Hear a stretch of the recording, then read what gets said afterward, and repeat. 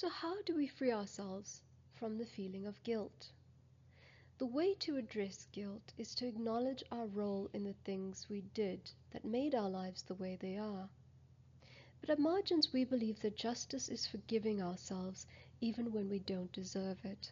So even though we live in a world where we are unlikely to achieve justice, we can give ourselves this justice through forgiveness. We can accept responsibility for the things we did and also acknowledge that there are many things we had no control over. When we make this clear distinction, we cut guilt in half. We cannot feel guilt for things we had no control over, so we need to remove that guilt from ourselves and place it where it belongs. Guilt is built up over generations, so in order to rid ourselves of all that accumulated guilt, we need to train ourselves to get rid of guilt every day, a little at a time. As for the things that we are responsible for, we need to acknowledge it, and we need to interrogate why we did the things we did by reflecting on what we most regret in our lives and asking why. Why did I do this? Why did I respond in this way? We need to keep asking why until we reach the root cause of our actions and then ask ourselves how we intend to change.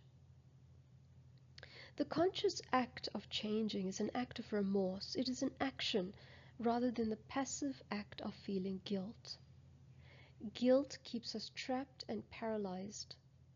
Changing keeps us moving towards the people we aspire to be and doing the things that make a positive change to our own lives and the lives of others.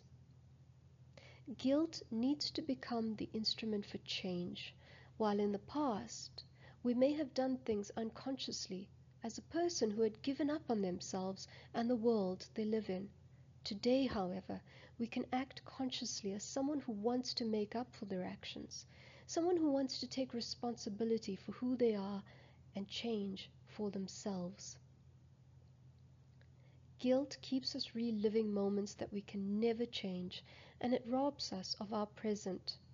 When we free ourselves from the past that we cannot change, and we embrace the present, we suddenly become empowered to become whoever we want, to be our best selves, and to contribute to our society.